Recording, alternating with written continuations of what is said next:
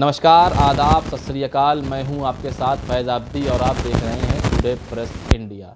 ऐ शहर लखनऊ तुझे मेरा सलाम है, तेरा ही नाम दूसरा जन्नत का नाम है। बात अगर लखनऊ शहर की हो और नवाबों का जिक्र ना हो तो ये नामुमकिन सी बात है। हमारे साथ मीर अब्दुल्ला मौजूद हैं। आइए इनसे बात करते हैं। नवाब साहब, पहले अपने बारे में सर कुछ बताइए। देखिए, हमारे बुज़ुर्ग ईरान के शहर नशापुर से जी 1775 में लखनऊ तशरीफ़ लाए। हमारे बुज़ुर्ग जो थे वो सैयद थे, 8वें इमाम की औलाद थे और उस ज़माने में सैयदों पर बड़ा जुल्म व सितम हो रहा था। उनकी खून से बुनियादें जो कि इमारतें बनाई जा रही थीं तो सैयदों का खून दिया जा रहा था। तो इस्लाम में एक चीज़ होती है तक़य्या, जी जी जी यानी आपका ईमान मुकम्मल बरकरार रहे लेकिन आप अपनी जान बचाने के लिए अपने को डिस्गाइज़ कर सकते हैं और वहाँ से निकल सकते हैं। तो इन्हीं हालात में हमारे एक बुज़ुर्ग ईरान से पहले कश्मीर तशरीफ़ लाए और नवाब आसिफ़ुद्दौला के ज़माने में वो लखनऊ आए। उन्होंने दरियाए गोमती में एक अमल किया और फजर से पहले वो सीने तक पानी में उतर के या वहाबों की तस्बीह पढ़ते थे और 40 दिन का उनका अमल था।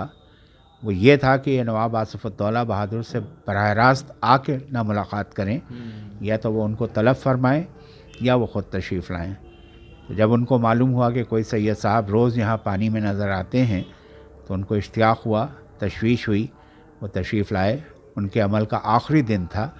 जब तारुफ़ हुआ, उन्होंने अपना मकसद बताया तो उनसे वो इतने मुतासिर हुए कि उन्होंने अपना कंसल्टेंट और एडवाइज़र उनको बनाया। उनके 2 बेटे थे, नवाब हादी अली ख़ां सैफ़ुद्दौला बहादुर, नवाब मेहंदी अली ख़ां मुंतज़िमुद्दौला बहादुर। धीरे धीरे मुंतज़िमुद्दौला बहादुर जो थे अवध में मिनिस्टर हुए, चीफ़ मिनिस्टर हुए। और जब अवध 1819 में ग़ाज़िउद्दीन हैदर के ज़माने में ये किंगडम हो गया और नवाब जो थे वो बादशाह हो गए, तो वो यहाँ के प्राइम मिनिस्टर भी हुए। उनके साहबजाद वो लावलद थे, तो बड़े भाई के बेटे नवाब अहमद अली ख़ां मुनव्वरुद्दौला बहादुर मोहम्मद अली शाह बहादुर के दामाद भी हुए। यहाँ के जो रॉयल फोर्सेस थे उसके कमांडर इन चीफ भी थे और प्राइम मिनिस्टर भी। तो हमारी ननिहाल जो है वो मुनव्वरुद्दौला बहादुर से है। और मुनव्वरुद्दौला बहादुर के जो साहबजादे थे नवाब अहमद अली ख़ां अशरफुद्दौला बहादुर यानी नवासे थे वो बादशाह के, वो भी हमारे बुज़ुर्ग थे। और ज़ाहिर है कि ये इस तरह से सिलसिला शाही भी है और वरना प्राइम मिनिस्टर्स का तो है ही। नवाब साहब, लखनऊ अपने खाने के लिए बहुत ही ज़्यादा मशहूर है, तो इस खाने की शुरुआत का आपके बहुत सारे वीडियो हैं। एक बार और ज़रा बताइए कि इस खाने की शुरुआत, जो शाही खाना है, लजीज़ खाना है, उसकी शुरुआत कैसे और कब हुई थी? देखिए, मुग़लिया दौर में जी जो मुग़लाई कुज़ीन कहलाता है तो ये तो था ही दिल्ली में और मुख्तलिफ़ जगहों के ऊपर। और हर कुज़ीन की एक ख़ुसूसियत होती है, यानी दस्तरख़्वान में जो आप खाना चुना हुआ है तो उसमें पहली चीज़ तो है लज्जत, यानी खाना जो है वो डिलीशियस हो, आपकी ज़बान पर आया तो लुत्फ़ आ जाए। फिर एरोमेटिक हो, खुशबूदार हो, कि यहाँ पक्के हो वहाँ खुशबू जाए। तीसरा जो है वो मुरक्कन हो, यानी उसमें वाइटैलिटी हो, एनर्जी हो, आपके अंग को लगे लेकिन आपके मैदे पर गरा ना गुज़रे। तो ये मुग़लाई डिशेस जब यहाँ अवध में आईं तो नवाबीन अवध, बेगमात अवध और उनके मुताल्लिक़ीन बहुत ही नफीस मिजाज के थे। तो उन्होंने कहा ये सब चीज़ें 3 फंडामेंटल्स तो सही हैं लेकिन इसमें कुछ और इजाफ़त होना चाहिए। तो उन्होंने इसके जोड़ बनाए। नहारी पहले से मौजूद थी, लखनऊ ने कुलचा दिया। कुलचे और नहारी का कॉम्बिनेशन। नसीरुद्दीन हैदर बादशाह के ज़माने में एक ममदू नानबाई थे, उन्होंने यहाँ शीरमाल ईजाद की। और नसीरुद्दीन हैदर बादशाह ने जो पहला लुक़मा उसमें से तोड़ा था तो उसमें एक कान सा बन गया وہ ان کا ٹریڈ مارک ہو گیا. یعنی یہ جو اس خاندان کے لوگ یہاں کے اوپر شیرمال والی گلی میں شیرمال لگاتے ہیں، اس میں وہ آپ ایک کان ایسا دیکھیں گے، چاند ایسا بنا ہوا، وہ ان کا ٹریڈ مارک ہے اور وہ تب سے چلا آ رہا ہے. دوسری یہ چیز تھی کہ جوڑ کے ساتھ ساتھ دسترخوان کے اوپر نفاست بھی ہو، ہائیجینک کنڈیشنز بھی ہوں، اور اس طرح سے دسترخوان چنا جائے کہ انسان کی بھوک جو ہے وہ اور تیزی پائے اور انسان جو ہے اس کو کھانے کے لیے بے چین ہو.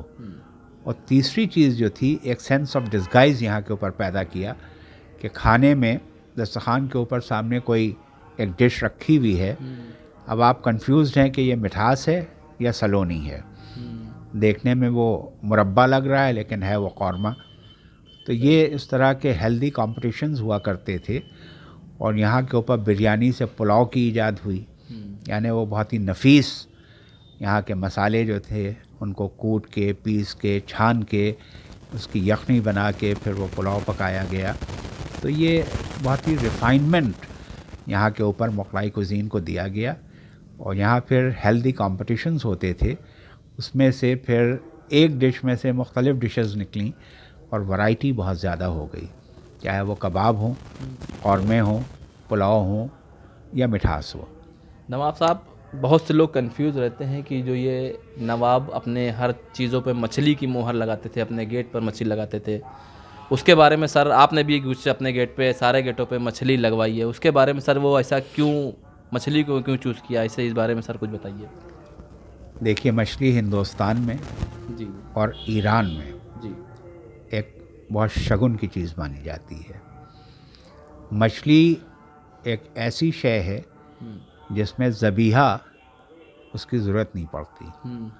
مچھلی اگر آپ مری ہوئی بھی لے لیں تو اس کو آپ ذبح کی ضرورت نہیں ہے، مچھلی ذبح نہیں کی جاتی. اور حضرت سلیمان کو مچھلی نگل گئی تھی، وہ ایک واقعہ ہے. بہرحال مچھلی ایسا ہوا کہ ماہی مراتب میں مغلوں میں بھی مچھلی جو تھی اس کو احترام و عزت سے دیکھا جاتا تھا. لیکن 1722 میں نواب سعادت خاں برہان الملک جب محمد شاہ رنگیلے نے ان کو یہاں بھیجا کہ شیخ زادوں سے آپ حکومت لیں، کیونکہ شیخ زادے یہاں پر آٹوکریٹک ہو گئے تھے، انہوں نے اودھ کا جو خراج تھا، جو ریونیو تھا، وہ مغلیہ ٹریجری میں بھیجنا ختم کر دیا تھا. تو اس لیے چینج آف گورنر کی ضرورت پڑی، اور محمد شاہ رنگیلے نے نواب سعادت خاں برہان الملک، جو کہ ایرانی تھے، سید تھے، 7ویں امام کی نسل سے تھے، ان کو بھیجا. تو انہوں نے یہاں پر پہلے فیض آباد میں وہ تشریف لائے جس کو بنگلہ کہتے تھے، وہاں پر کچھ قیام کیا. اور شیخ زادوں نے یہاں پر مچھی باون جو بنوایا تھا، پنج میلہ تھا، اس کا ایک شیخن دروازہ تھا، وہ بہت ہی اونچا تھا، بڑا تھا. تو اس میں انہوں نے اپنی ایک طاقت کو مظاہرہ کرنے کے لیے ایک جوتا اور ایک برہنہ شمشیر، ننگی تلوار ٹانگ رکھی تھی. اس کا مقصد یہ تھا کہ جو شیخ زادوں سے ملنے کے لیے آئے ان کے جوتے کے نیچے سے سر جھکا کے آئے، اور اگر کسی نے سرکشی کرنے کی کوشش کی تو ایک ننگی تلوار اس کا سر قلم کرنے کے لیے ٹنگی ہوئی ہے. بہرحال نواب سعادت خاں برہان الملک جب اپنے ہاتھی پر سوار ہو کے اس شیخن دروازے سے گزرے تو انہوں نے اپنی تلوار سے وہ تلوار جوتا کاٹ کے پھینکا. شیخ زادوں کو پتہ ہی نہیں چل پایا، اتنی خاموشی سے انہوں نے لکھنؤ کا ایسٹ اور ویسٹ سے حصار کیا تھا. جب دریائے گومتی سے کشتی پر وہ تشریف لا رہے تھے تو اتفاقاً ایک مچھلی پانی سے اچھل کے ان کی گود میں آ گئی، ان کی آغوش میں آ گئی، اور یہ ایک بڑا اچھا شگن مانا. اور انہوں نے اپنے کوٹ آف آرڈس میں ایک مچھلی کے جوڑے کا انسگنیا دیا، جو کہ آپ امام باڑوں کے، مساجد کے، مندروں کے، حویلیوں کے، محلوں کے، محل سراؤں کے پھاٹکوں پر دیکھتے ہیں. تو یہ شگن کی چیز مانی جاتی ہے ہندوستان میں بھی اور ایران میں بھی. تو یہ 1722 سے لکھنؤ میں یہ سمبل ہے جس کو یو پی گورنمنٹ نے اپنی سیل پر بھی ریٹین کیا ہے. چلیے نواب صاحب، بہت بہت شکریہ آپ کا. اگر آپ ہمارا یہ ویڈیو یوٹیوب پہ دیکھ رہے ہیں تو ہمارے چینل کو سبسکرائب کریں، اور اگر فیس بک پہ دیکھ رہے ہیں تو ہمارے پیج کو لائک کریں. آپ کا بہت بہت شکریہ.